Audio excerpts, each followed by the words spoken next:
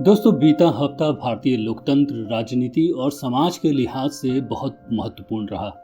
18 से 23 सितंबर तक संसद के विशेष सत्र का आयोजन किया गया। इस मौके पर दिमाग में बसी लाल खंभों वाली गोल इमारत, जहां से देश का कामकाज चलता था, जिसे संसद भवन कहा जाता था, उसको त्याग कर नई इमारत का शुभारंभ कर दिया गया। हालांकि कहा इसे भी संसद भवन ही जाएगा।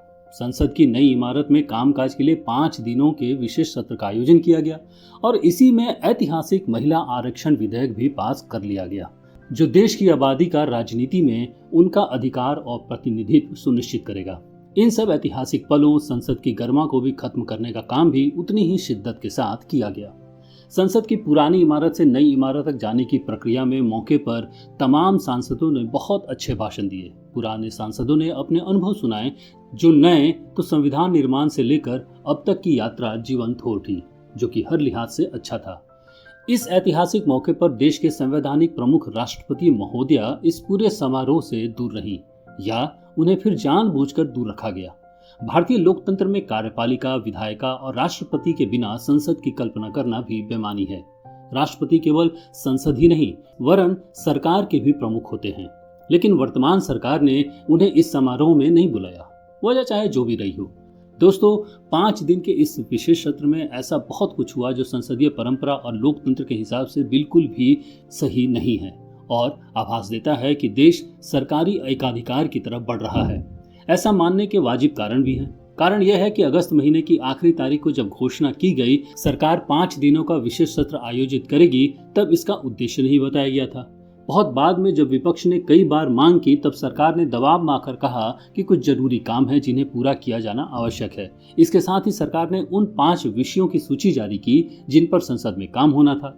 लेकिन जब संसद बैठी तो दी गई जानकारी के अनुसार कोई भी काम नहीं हुआ और 5 दिन के सत्र के 2 दिन पुरानी संसद से विदाई और नई संसद के शुभारंभ में ही निकल गए। उसके बाद का बचा समय महिला आरक्षण बिल को पेश करने और उसको पास कराने में निकल गया। उसके बाद बचा 1 दिन के समय में संसद को स्थगित कर दिया गया। सरकार इस विशेष सत्र के आयोजन के मसले पर विपक्ष, मीडिया सहित आम लोगों को पहले दिन से ही घुमा रही थी, क्योंकि उसे जो काम करना नहीं था उसका एजेंडा जारी किया गया और जो काम एजेंडे में ही नहीं था उसे पूरी ताकत लगाकर किया गया। संसदीय प्रक्रिया में जितना अधिकार पक्ष का है, उससे ज्यादा कहीं विपक्ष का, और इन सबसे बढ़कर मीडिया का रोल है। लेकिन सरकार की तरफ से सूचना नहीं दी जा रही है। ऐसे में सवाल उठता है कि ऐसा क्या है जो सरकार छुपा रही है। इस बात का अंदाजा इससे भी लगाया जा सकता है कि सरकार संसद में जो विधेयक पेश करने वाली है, उसकी जानकारी देश के उपराष्ट्रपति जयपुर में आयोजित कार्यक्रम में दे रहे थे, लेकिन विपक्ष को इसकी जानकारी नहीं थी। सवाल उठता है कि उपराष्ट्रपति संवैधानिक पद है और अब तक के संसदीय इतिहास में राष्ट्रपति, उपराष्ट्रपति पार्टी लाइन से हटकर ही काम करते आए हैं। यह संवैधानिक पद है जो किसी भी तरह सरकार और पार्टी से जुड़े हुए नहीं है। लेकिन उन्हें इस बात की जानकारी थी कि सरकार क्या करने वाली है, संसद में कौन सा बिल पेश होने वाला है या संसदीय गरिमा के खिलाफ है।